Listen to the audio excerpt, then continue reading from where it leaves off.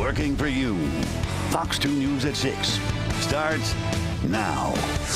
Hello and welcome in to the HD Show. I am Dave Spencer. It is certainly a big day in the D as the Roar gets officially restored later this evening. We're talking, of course, about our Detroit Lions. Things are certainly humming, buzzing, doing whatever you want them to do in downtown Detroit. The Lions will be taking on Matthew Stafford and the LA Rams. The game is still a few hours from kickoff, but there are tons of people gathering downtown for this big game. Fox 2's Camille and Mary live downtown. Camille, I have to imagine they were showing up pretty early for this one. There's a lot of lead up coming into this game.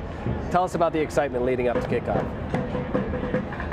Well, I can tell you that it is absolutely electric down here. We've been down here since like 3:30, 4 o'clock, and let me tell you, I can't remember the last time I saw that many people downtown Detroit, much less in all their Lions gear. Take a look at some video. We've got all the people tailgating, playing the drinking games, doing all the fun stuff, leading into, of course, the game, which kickoff isn't until 8:20 tonight. But, you know, you got to come down here early, and even if you don't have tickets, you got to come down here and experience this because, of course, after last season, everyone is on the Lions bandwagon.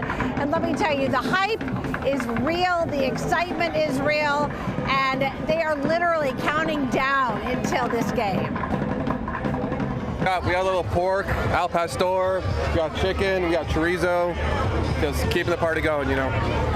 It's good stuff. This is, without question, the greatest hype ever been in an NFL game of all time.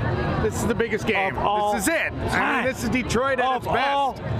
Detroit at its best. We are so excited, and I think it'll be a Lions win for sure. Look at this. This is gorgeous. You can't get this anywhere else. No sports team. We're the best sports team in the nation right now. Detroit. This is us. Oh my gosh, it's so exciting. We've been a season ticket holder for 4 years now, and this is the most hype we've had, like going into the new season. I cannot wait for the game tonight. So excited. So excited. Those are the two key words that everybody is feeling. And of course, we do have some LA fans here. They've always tried to get in there like go Rams, but we're saying no, go home, go Lions. This is going to be a very big night for sure. And like I said, so many people down here, even without tickets, just getting...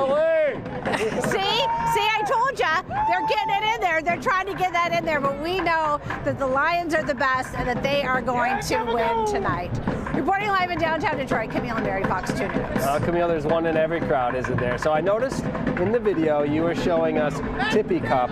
Could you, for the viewers at home, explain the rules of Tippy Cup so they could play along if they're watching? I'm having a lot of problems hearing you. That's all right. That's okay. My photographer has the earphones on, so of course he can hear you really good, and he's laughing. Whatever you said, I'm going to agree with because I'm sure it was something amazing. But let me tell you, this is the place to be tonight. I hear the drums going on. There's a lot happening behind you. You're blending in with your Lions gear. I appreciate that. Enjoy the festivities, and then I know we got some news to cover, so we'll let you get back to it. Thank you for that live report, Camille. And you saw there just blue skies, people wearing T-shirts. It wasn't the case earlier this morning. So let's figure out where this weather is going. Let's check in with meteorologist Rich Rubin. Hey, Rich. Hey there, Dave. Yeah, beautiful day. It was cool this morning. A lot of us bottomed out early this morning in the middle 40s, but now we have lots of sunshine. There's a very weak system here in northern lower Michigan. A couple of showers not far from Traverse City. Certainly some showers way up here in eastern Canada. It's a long way from us. We stay dry. In fact, the next 7, 8, 9 days, we have very few chances for any rain at all. Could be 1 or 2 sprinkles up around Saginaw right now, but for us, mostly sunny skies down here. I'm going to show you some live pictures here in Southfield. 72. Just some fair weather cumulus clouds. Boy, it looks nice out there. It feels like football. Now, we are watching trouble brewing down here in the tropics. This is the southern Gulf of Mexico. Tropical depression is trying to develop, and this may become a tropical storm later tonight. We'll be watching as the threat increases up along the Michigan, the Texas-Louisiana border make that up along the Gulf Coast later this week. Now, yesterday was on the chilly side. Right now, temperatures are a good 8, 9, 10 degrees warmer for a lot of us. So that sunshine in September, when it's out, you can really feel it. Today's high, 72. There's your averages, 77 and 58. So still a good 8, 9 degrees below where we should be. Look at the records, 98 and 39. We were not close to that record this morning. Right now, a lot of us are near 70 degrees, 70 in Monroe, 68 now, 68 up to our north in Port Huron. There is a breeze out there, and it'll stick around for tonight and for tomorrow. Nothing very strong, but you feel it when you're outside. Look at the warmer numbers off to our west, 73 in Cedar Rapids, 78 in Minneapolis, 72 in Marquette. We're at 69. That's at Metro Airport, 68 degrees there in Pittsburgh. If you need a cool spot, look at Montreal right now. They're at 55 degrees. For us, high pressure is ridging in from the south, so we're going to stay dry and mild the next couple days. But as high pressure builds in, we're going to get even warmer by midweek. You'll see it all in the 7-day forecast. For the rest of tonight, we'll call it partly cloudy, very comfortable. Temperatures will fall off once we get beyond sunset, close to 8 o'clock. Now, tomorrow's another great looking day. Monday, mostly sunny, breezy and milder. We're going to be up near 80 degrees tomorrow. And then check out the 7-day forecast. We're moving up 82 Tuesday, mid-80s for Wednesday, Thursday, and Friday. Temperatures still on the mild side as far out as next weekend. And notice, Dave, there is no rain in the forecast. We could use some. We're going to check those numbers for you tonight at 10 o'clock. Really could. A return to summer. Thank you, Rich. All right, let's talk about some other news now. A disturbing discovery that was made on the west side of Detroit just this morning. The body of a woman found in a back alley. Detroit police are investigating it as a homicide at this time. Fox 2's Ingrid Kelly has been working this story, speaking with those who live in the area who say they are definitely concerned right now. The neighborhood I lived in when I lived here. Sharia Schaefer back home to visit family when she learns of a terrifying crime in her old neighborhood. Here, that's really, disturbing. It's more than surprising, it's disturbing. Detroit police say just before 5 Sunday morning, the body of a woman was discovered near Prevost and Grand River. One resident says the body was found in this alley, overgrown with weeds, right near a car wash with a 24-hour security video. How old was she? Do you have any data? Police not releasing many details at this time, only saying the woman died from an apparent injury to the body. I pray for her and her family. Wow. It's sad, but it's reality. Police tell Fox 2 there is no suspect information at this time, but the crime scene is near Detroit 300, a community group working to reduce crime in the city. As this investigation continues, police want anyone with information to contact them or Crime Stoppers at 1-800-SPEAK-UP. We hope that whoever's endeavored to do that is caught and have to pay the price. In Detroit, Ingrid Kelly, Fox 2 News.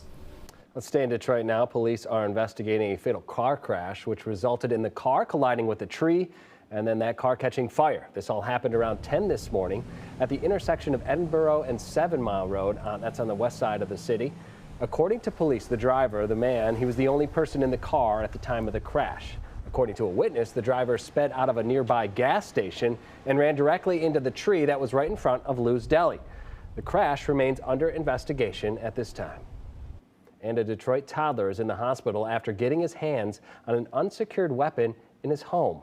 Police were called to the scene on St. Patrick Street Friday afternoon. That's over on the city's east side. Investigators say the 3-year-old found the gun in his mother's dresser, then accidentally shot himself. It was just a graze wound, thankfully. The child is expected to survive. Police say there was a storage lockbox in the home, and we're told now that the mother is expected to face charges as a result of this. Well, it wasn't planned this way, but a day after that toddler shot himself with an unsecured gun, Detroit police host a free gun lock event in Rouge Park. The organizers with DPD say saving just one child makes it all worthwhile. Fox 2's Jessica Dupnack has more. Gotta protect babies. Gotta protect the kids. And me.